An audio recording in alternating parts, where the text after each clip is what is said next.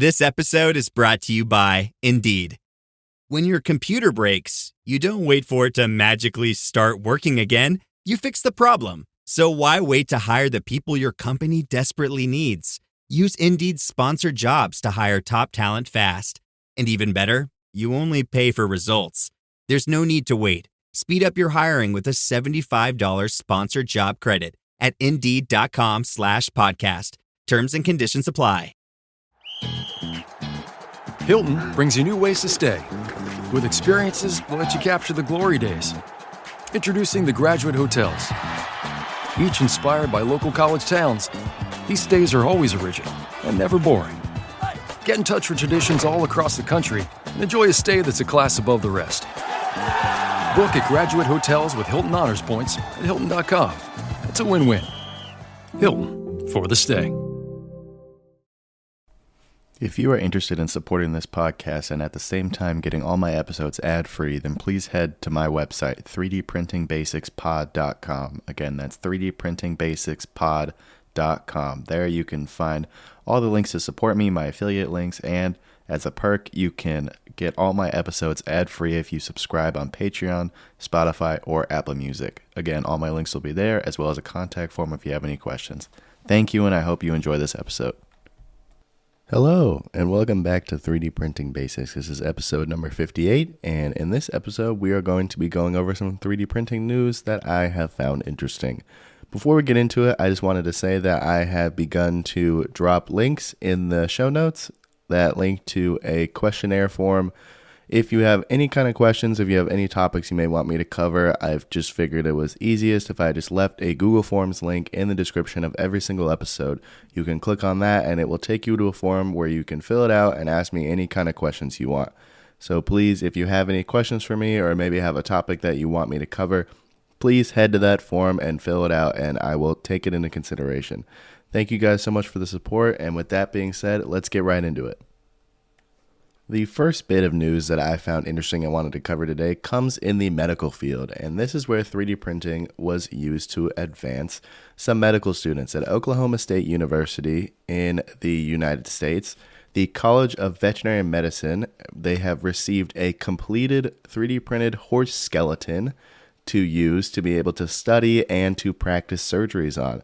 And this is something that is going to really help this school personally because, as they have said, obtaining real life skeletons, even of something that you would think wouldn't be, it's not like a dinosaur fossil or anything, but it's a full horse skeleton.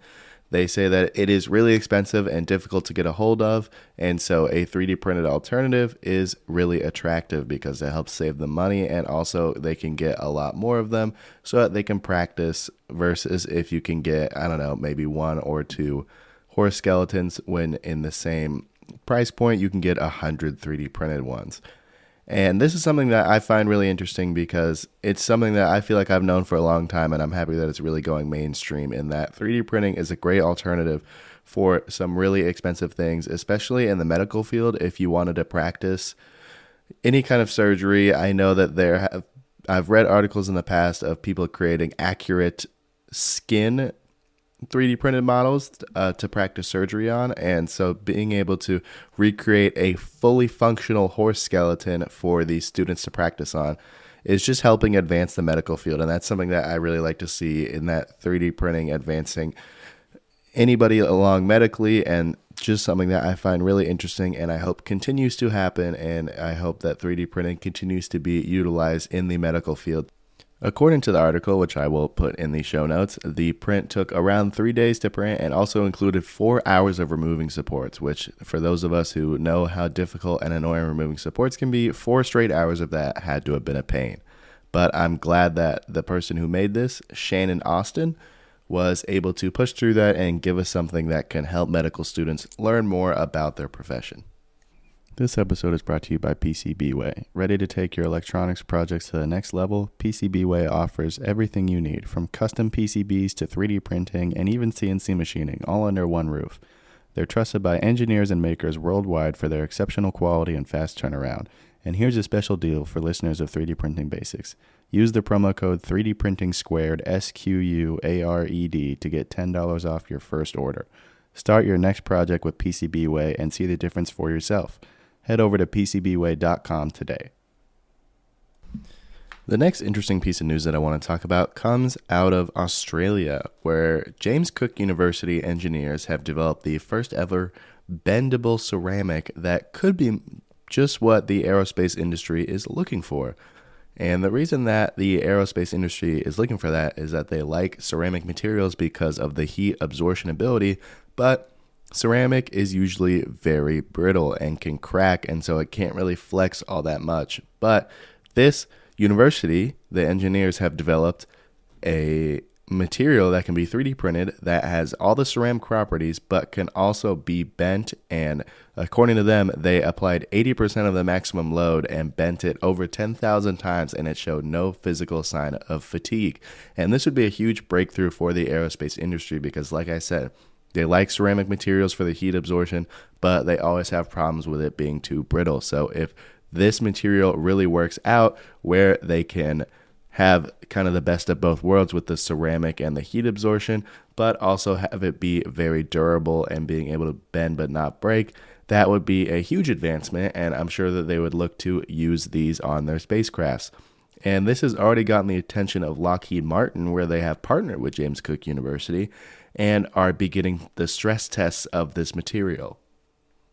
And this is very significant in my eyes because if the 3D printing industry can keep innovating and engineering new materials that work better and better in space, I just think that gives 3D printing as a whole even more credibility, and I think that's kind of what we need. I feel like us as 3D printers, we know how good 3D printing is, we know the materials and how durable and how resistant they are to any kind of elements, but it's hard to convince other industries that aren't in 3D printing how good that they are. And so as long as we can keep developing and keep proving that 3D printing is not only just an okay source, but a reliable source of materials, of manufacturing for things like space and in the other most extreme environments, then that is just going to keep giving us the credibility that we need to be able to take 3D printing mainstream. And that's something that, especially me as a business owner, in the 3D printing space is really looking forward to, and being able to kind of piggyback off of 3D printing's reputation and get more businesses to trust in 3D printing, and then hopefully that means work more with me. All right, let's take it from space and head back down to our home in Earth, and more specifically in Canada, where a college, specifically Confederation College and their Applied Research and Innovation team, they developed a 3D printed Braille signage solution for individuals with vision loss. Specifically in their kitchen, they had a hard time with individuals with vision loss because the Braille signs that they had, they kept breaking and they weren't super readable. And so they developed and 3D printed their own signs that combine both raised lettering as well as the Braille language for those with vision loss to be able to still maneuver around and find what they need in their kitchens. And this is something that I just love to see. Anything that utilizes 3D printing to be able to help impaired people is just something that really makes me feel good. It makes me feel like 3D printing is more than just, an industrial application, is more than a business use, but it also just helps people at the end of the day. And so they combine both the raised lettering as well as the Braille dots, the language for these signs, and they actually used a dual process 3D printing method so that they could create smooth but raised text, because in their prototyping phase they had issues with sharpened edges, which is obviously not good for people who use their fingers to read, because you don't want them to get cut, you don't want them to get injured or anything like that. So they were able to kind of rethink the 3D printing process that they were using and be able to use a different process so that they could create a smoother print and therefore have it be more accessible for the people that need it. And they're hoping to take this mainstream and kind of be able to hopefully have it in, every kitchen, every room, every place that needs it, because I feel like there is a little bit of a gap there in terms of the accessibility for vision impaired, hearing impaired, and other impaired people. And I just hope that this kind of kickstarts maybe using 3D printing, but just overall being able to be more accommodating to those people who have impairments, and so that we can help them navigate their day-to-day lives with more ease, because I'm sure, as we all know, they didn't ask for it, and it's our duty to kind of help those people out. All right, and In my opinion, I saved the best for last here, and I'm taking us to India, where a company called Simply Forge has created the world's highest on-site 3D printed structure. They went to the Himalayas at more specifically 11,000 feet and 3D printed a military bunker out of concrete. And this is probably my favorite story that I covered as in the 3D printing news episode so far. This is just so cool to me. They were able to deploy a 3D printer on site in 24 hours and in another 14 hours completely print. It's a small building, but still a building. They were able to 3D print a building in another day. So within 2 days, there went from being nothing in this extreme harsh environment to being able to have a whole building there. And that's just something that I think is really cool. And adding to the harsh environments, they had to actually specially make a special concrete because these conditions were so brutal. 11,000 feet up in the Himalayas. I obviously do not know what the weather is like up there, but I'm sure it's very brutal. Oxygen is thin, so they had to create a special concrete that would be able to last and being able to stand up against these tough conditions. And that's exactly what they did, and they were able to have a 3D printer set up there and print a new building really, really fast. And that is going to be something that is probably going to be looked at more favorably versus trucking, say, wood or more concrete or anything up. If you're looking to kind of create buildings in these inaccessible or rather these harsh kind of environments, because a 3D printer, it's going to be smaller, it's going to take one trip and you can get it up there and you just have to truck up the 3D printer. Or I don't know whether you're trucking it, lifting it, anything. You just have to get the 3D printer and the concrete up there, and that seems to me like it would be easier than trucking up a ton of building materials, a bunch of labor, and kind of having multiple days to build all that. Rather, you can just get the 3D printer up there, you can get one or two maintenance crew, and then you can have just a building there very, very quickly. And this is just something that I think is really cool, and again adds to the reputation of 3D printing, which that's all I want these news stories to be, is just adding to our reputation, showing the outside world, well, not the outside world, just showing the world in general that 3D printing is a viable option, not just for kind of these tinkering little figurines that I feel like we're kind of known for at this point, but we can take these into space. We can take these into harsh environments and create buildings out of them. We can use them to help impaired people in their day-to-day lives. And that's what I want 3D printing to be, and that's where I think 3D printing is going. So these kind of news articles just make me really happy, and I hope that you guys enjoyed this episode. That's all that I have for you guys today.